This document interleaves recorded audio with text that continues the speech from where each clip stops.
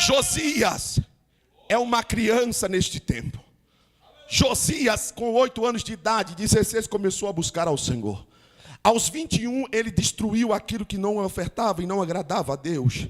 A Bíblia diz que quando ele estava com 24 anos, ele reparou o altar do Senhor e o santuário do Senhor que estava destituído neste tempo.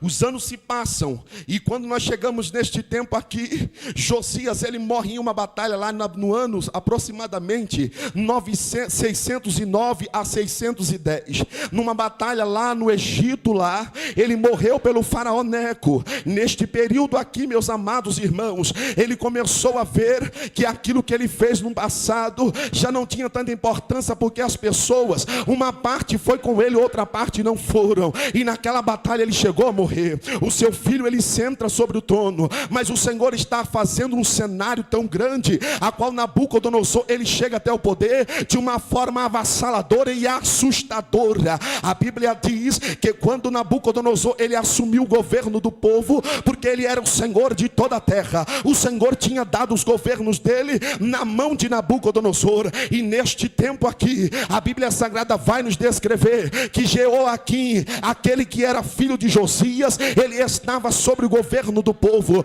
mas ele não fez aquilo que agradava a Deus, ele não fez aquilo que o seu pai ensinou a ele. Você sabia, deixa eu abrir um parênteses aqui, que a educação, ela vem de berço, é verdade sim, aquilo que você aprendeu quando é criança, ainda que crescer, se tornar um homem, você nunca vai se esquecer das boas palavras de educação e de ensino acerca de Deus. Mas a Bíblia diz que Joaquim, ele não veio a servir a Deus, ele foi um rei desobediente, ele fez seu e começou a pressionar, começou a chamar as pessoas para a sua idolatria. Neste tempo aqui, ele começou a fazer aquilo que o Senhor não queria. Ele tirou exatamente as palavras de Jeremias, queimou o livro a qual Jeremias estava escrevendo, pegou Jeremias, lançou no calabouço, porque palavra de profeta para pessoas desobedientes não surte efeito. E aquilo que a mocidade ela quer hoje em dia, e a igreja em geral sabe o que é? É aquela palavra que agrada, é aquela palavra que chama a atenção dele e amassageia o seu ego. Agora veja uma coisa, neste tempo aqui, a Bíblia diz que o Senhor,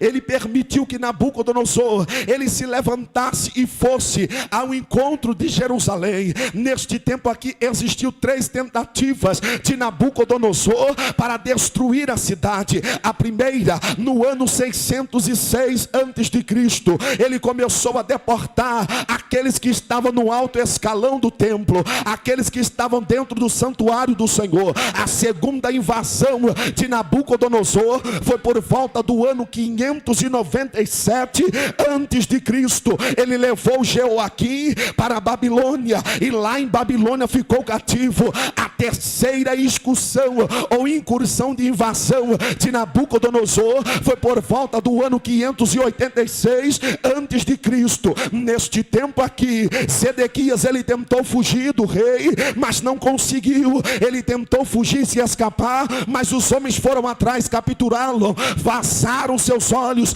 mataram seus filhos na sua presença. Então chegamos aqui no livro de Daniel. Jeremias, ele foi o contemporâneo de Daniel. Jeremias, ele começou o seu ministério por volta de 20 anos de idade. Mas aqui, irmão, é algo que me chama muito a atenção. Sabeis por quê? Porque Daniel aqui, ele não é um moço, ele não é um homem com seu caráter formado. Daniel, ele não é um homem que já tem muitas experiências na sua vida. Segundo a história, vai nos descrever que Daniel, ele tinha por volta de 14 anos de idade. Era um adolescente como vocês, que estar aqui nesta tarde, adorando a Deus. Eu creio que tem muitos jovens aqui com esta idade, e a Bíblia Sagrada vai nos descrever que quando ele foi levado cativo e deportado para a Babilônia, a Bíblia diz 3 coisas que me chamam a atenção na vida, na caráter e na posição visão de Daniel. Primeira coisa, Daniel ele era um moço fiel e tinha muita fidelidade ao seu Deus. A segunda coisa que Daniel ele tinha, quando ele foi deportado para a Babilônia, ele era um moço íntegro, ele não rompia-se e ele não se misturava com as coisas que o rei queria implantar na sua vida. A terceira coisa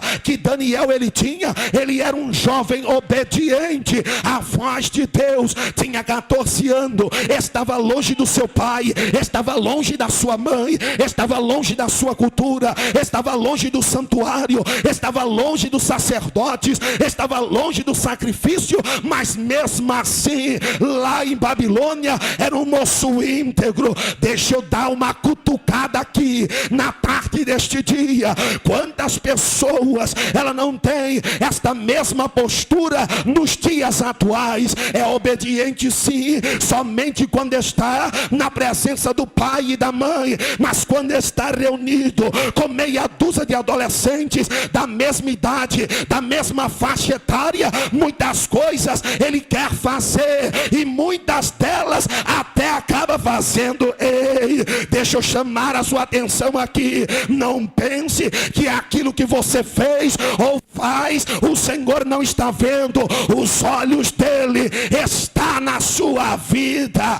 Os olhos de Deus estão postos na sua vida. Para onde você vai, aonde você anda, a Bíblia diz que os olhos do Senhor estão em cima de você, irmão. Está em cima de você, adolescente. Então não se preocupe não, se ainda que os inimigos queiram se levantar contra a sua vida, o Deus dos céus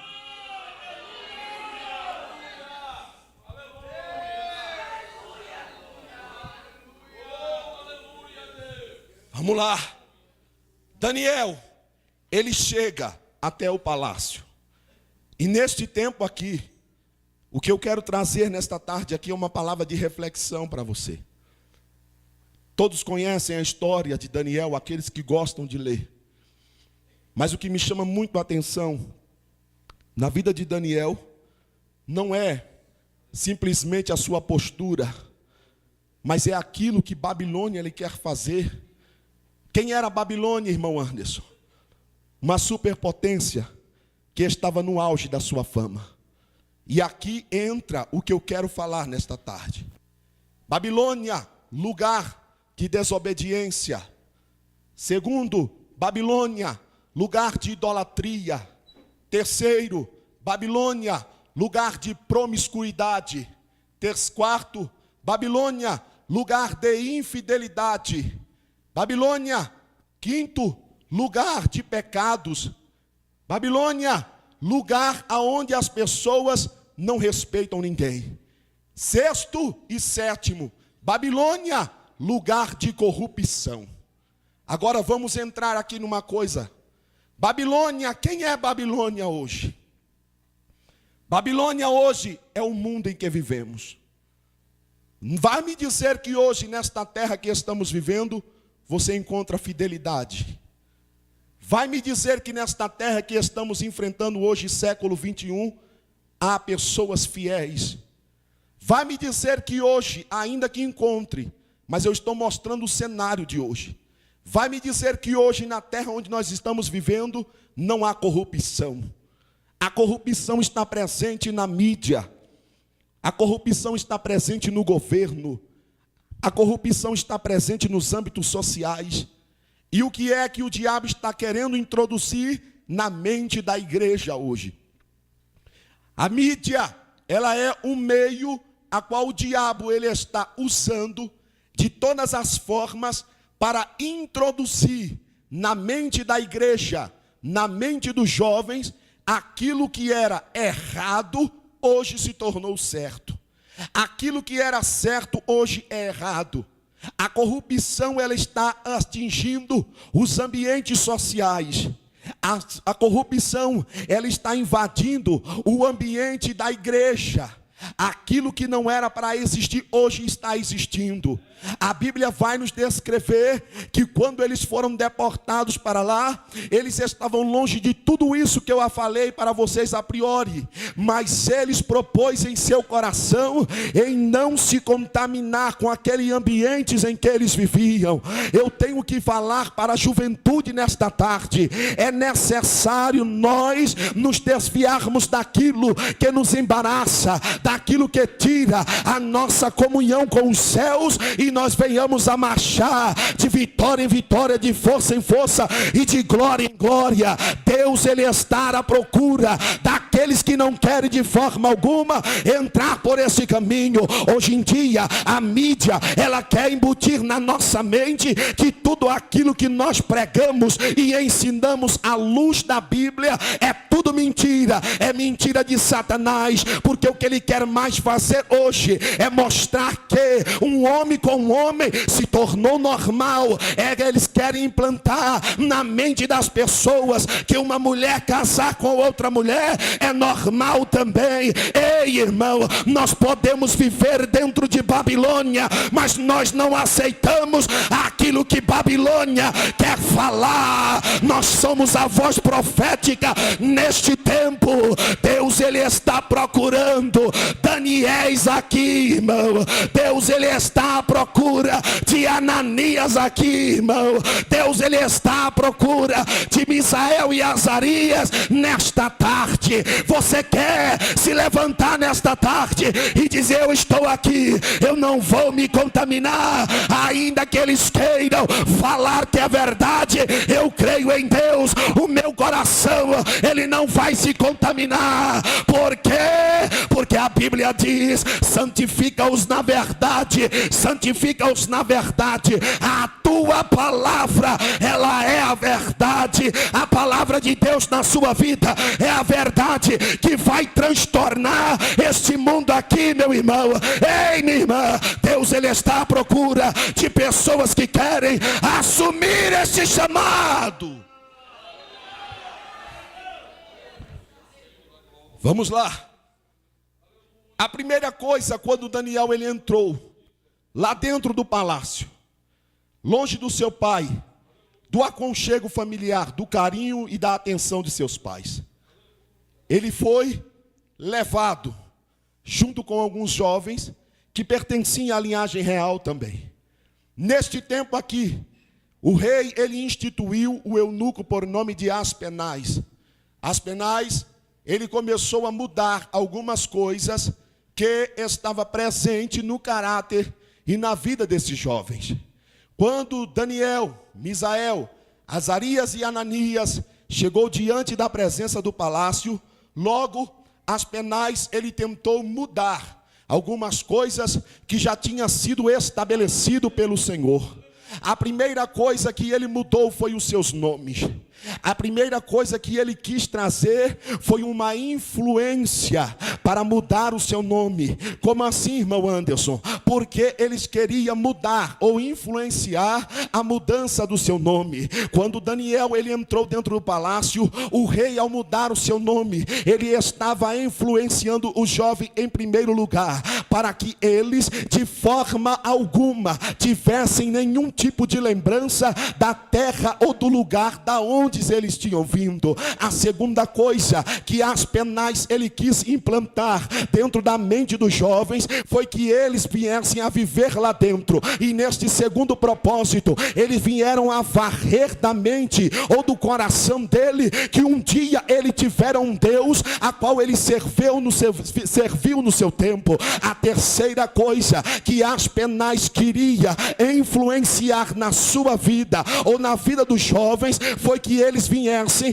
a nunca mais se lembrar qual era a raiz da sua origem e de que povo ele veio. A quarta coisa que Aspenaz quis implantar na sua vida foi que neste período aqui ele não poderia de forma alguma vir se lembrar ou voltar a adorar o seu Deus. É possível que nesta tarde aqui, meus irmãos, há pessoas que estejam vivendo exatamente exatamente com essas influências a qual o mundo está querendo introduzir. Quantas pessoas é possível que nesta tarde aqui esteja vivendo por esta influência, está na escola, está com aquele grupo de amigos e as pessoas dizem: olha, de onde você é, que povo é o seu, você serve a quem? Eu sou católico. E a igreja que você serve diz que não tem nada a ver ficar com um garoto hoje e com outro amanhã. Isto é coisa pra gente quadrada, rapaz. A moda hoje, sabe o que é? Fica com um hoje, fica com outro amanhã, e assim vai. Ei, irmão, aqui não é lugar para isso não. O meu coração é íntegro. Eu não posso ter esta mentalidade. Isto é coisa que Babilônia quer introduzir no caráter da juventude. Aqui não, Satanás.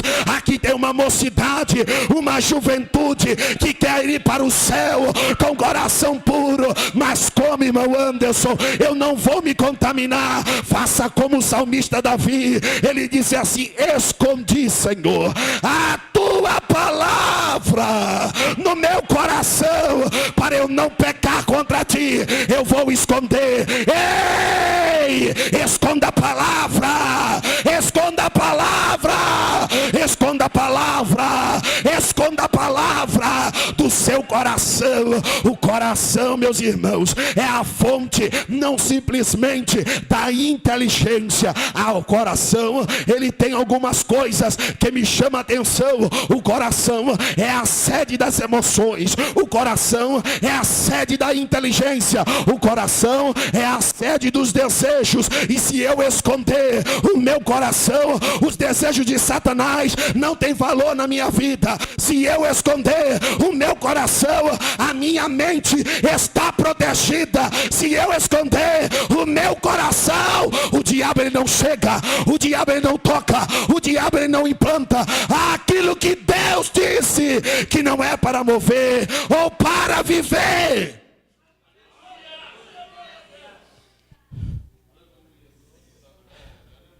Vamos lá. Tem algo que eu quero chegar e eu cheguei agora. Quando as penais mudou o nome deles, mudou o nome dele.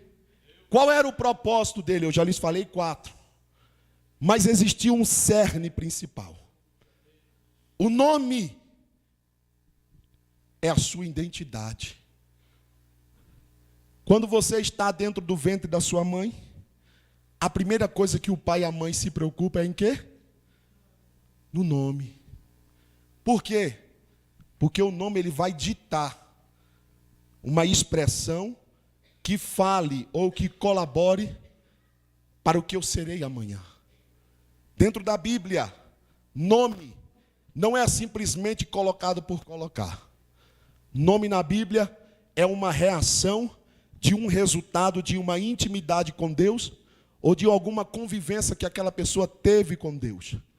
Você se lembra que quando Deus chamou Abraão, o Senhor mudou o seu nome de Abrão para Abraão, porque ele não seria mais o mesmo, ele seria um pai de muitas multidões. Você se lembra que quando o Senhor chamou Sara, o seu nome era Sarai, altiva, e o Senhor mudou o seu nome para princesa, porque ela seria a princesa dos povos que Abraão iria estabelecer sobre a terra. Você se lembra que quando o Senhor tirou o povo do Egito, o Senhor estabeleceu Moisés como legislador e libertador do povo. E neste tempo aqui, a sua mãe, por opressão de Satanás naquele tempo, pelo decreto do rei que estava no governo naquele tempo, mandou matar as crianças. E ela pegou o seu filhinho, lançou nas águas, e quando a filha de Faraó achou a criança, colocou o seu nome de Moisés, porque das águas foi tirado. Você se lembra que quando Ruth, aquela que voltou com Noemi, junto com Malom, Quilion e Elimeleque, num tempo de seca, ele saiu de Belém de Judá e foi peregrinar nos campos de Moabe.